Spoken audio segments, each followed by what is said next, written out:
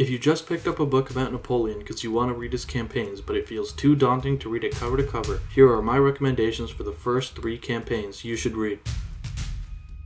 I used 3 criteria to make this list. 1. The value that you get from learning it in terms of historical knowledge and importance, insight into warfare at the time, strategy, etc. 2. How easy the campaign is to follow, which is pretty self-explanatory. If you're a beginner, it doesn't help to get lost and confused. 3. How good the story is. You should start 100% with the Waterloo campaign, also known as the 100 Days campaign.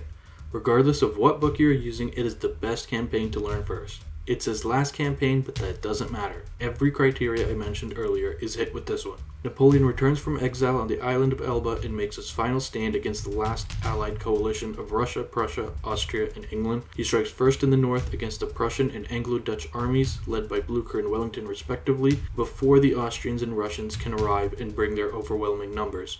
We get a good introduction to a concept necessary not just in Napoleonic warfare, but war in general, and that's identifying the strategic point of contention. In this case, it's whether or not Wellington and Blucher can unite their forces, or whether Napoleon can execute one of his favorite strategies, which we get another great introduction to: taking the center and dealing with the enemy piecemeal with local superiority in numbers. This becomes very easy to follow because the key to success here is actually just a lateral road on which we get 2 battles as Napoleon tries to pin one army and decisively smash the other.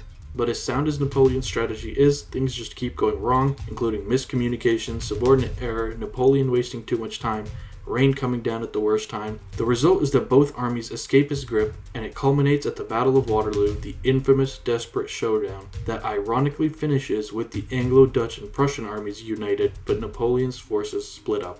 The second recommendation I'd give is Austerlitz, Napoleon's greatest battlefield victory, which actually comes with an entire campaign.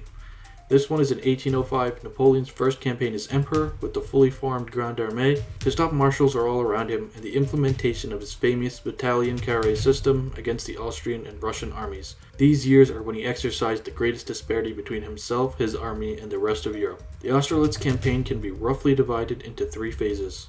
A wide, devastating encirclement on the Austrian forces at Ulm, the failed chase to Vienna to pin down Kutuzov and his 100,000 troops before they could escape, and 3. The Battle of Austerlitz, which includes the sequence of deceptions and maneuvers in the days preceding it, which baited the Allies onto ground of Napoleon's choosing and tactical plans that favored him in the battle. There's a lot that happens, a lot of strategy and moving parts, but it follows a relatively straightforward sequence, and it will give a good sense of the Grande Armée and Napoleonic strategy in action. You can also pair this with the Battle of Trafalgar, which is British Admiral Horatio Nelson's decisive defeat of the French naval forces, which happened while the land campaign was going on as well.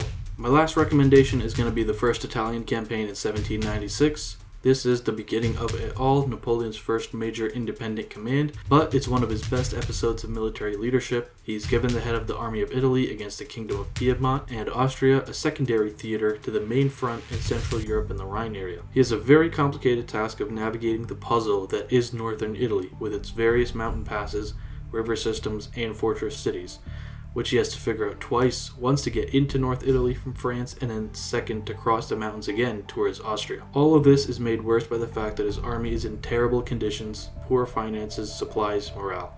But he pulls this off, and he does so by introducing many of the concepts that he would become famous for, though they are still in early development. The opening of the campaign sees him strike right into the hinge of the Piedmont and Austrian armies, repulse the Austrians who are heading back towards Milan, and then defeat the Piedmontese based on Turin. He then turns to the Austrians to finish them off and successfully navigates the geographical problems of the North Italian river systems while inflicting defeats on the Austrians. With this campaign, I think it more than suffices to just reach the point at which the siege of Mantua begins.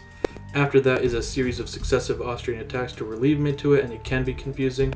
If you want to read it, go ahead. This is around the time when the famous episode at Arcole happens, the painting with Napoleon and the flag crossing the bridge, all that good stuff. But I think on a first read, covering just past the maneuver on Piacenza, the Battle of Lodi, and getting to the siege of Mantua is a really good start. So, those are the 3 campaigns I would most highly recommend to start with. I think they're pretty easy to understand if you focus, and they give a lot of insight into strategy and war, and provide good narrative material, which makes them enjoyable just from a story perspective as well. Once you're done reading those 3, you can probably read whatever you want. I think the Russian campaign of 1812 might be a good start afterwards. The story of that campaign is a lot of fun, but it is Napoleon not quite at his best, so you won't get as much strategic satisfaction out of that one, but you'll still enjoy it. Jena Auerstedt is another good option, the 1806 campaign against Prussia. It happens the year after Austerlitz against them. I think this one definitely lacks a bit though in narrative quality. It is more boring in my opinion than the other campaigns I've mentioned, and it's nowhere near as intense, but it is the Grand Armée destroying an out-of-date Prussian army.